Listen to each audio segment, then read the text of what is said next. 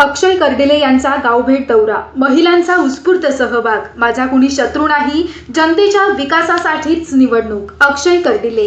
राहुरी पाथर्डी नगर विधानसभा पोटनिवडणुकीसाठी भाजप महायुतीचे उमेदवार अक्षय कर्डिले यांनी राहुरी तालुक्यातील विविध गावांचा दौरा करत मतदारांचा मतरूपी आशीर्वाद घेतलाय.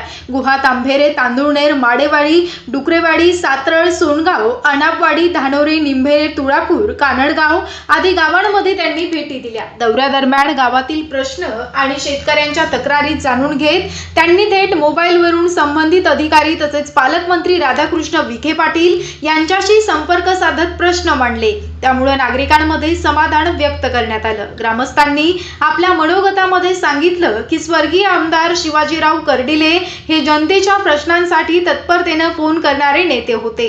संघर्षातून उभं राहिलेलं त्यांचं नेतृत्व जनतेशी घट्ट जोडलं गेलं होतं. त्यांच्या जनता दरबारातून अनेक प्रश्न मार्गी लागले. आजही अडचण आली की त्यांच्या आठवणी जाग्या होतात.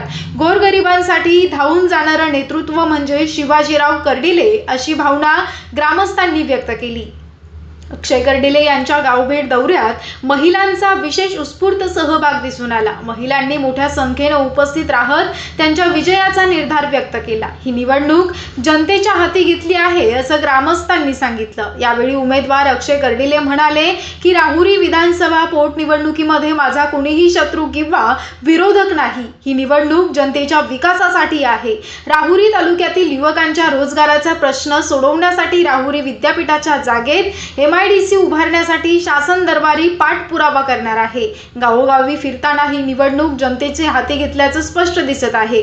मी तुमच्या कुटुंबातील सदस्य आहे, मला आवाज द्या, स्वतःच्या गावासारखं काम करेल असं आश्वासन त्यांनी दिलं. आमदार झाल्यानंतर पदाच्या माध्यमातून प्रत्येक गावाचा सर्वांगीण विकास केला जाईल. कोणतेही गाव वंचित राहणार नाही असं त्यांनी ठामपणे सांगितलं. तसेच स्वर्गीय शिवाजीराव कर्डिले यांच्या कार्याचा वारसा पुढे नेत त्यांच्या स्वप्नांची पूर्तता करण्यासाठी कटिबद्ध असल्याचं त्यांनी नमूद केलं. माझ्या वडिलांनी जनतेचा संघर्ष केला, परंतु माणूस जोडला आणि मतदारसंघात कुटुंबासारखे नाते निर्माण केले. त्यांचा आदर्श डोळ्यासमोर ठेवून मी जनतेच्या सदैव सेवेमध्ये हजर राहील असं त्यांनी यावेळी सांगितलं.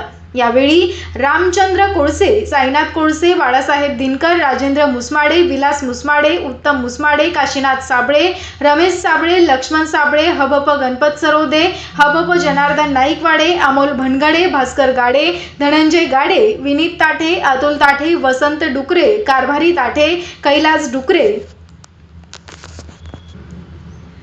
तुलसीराम डुकरे, बाळकृष्ण चोरमले, जयवंत जोरवेरकर, रमेश पणाले, सतीश ताठे, योगेश गीते, बाबासाहेब शिंदे, जया आत्रे, राजेंद्र आढाव, सुभाष दिघे, बाळासाहेब दिघे, आप्पासाहेब दिघे, पांडुरंग दिघे आदींसह ग्रामस्थ मोठ्या संख्येने उपस्थित होते.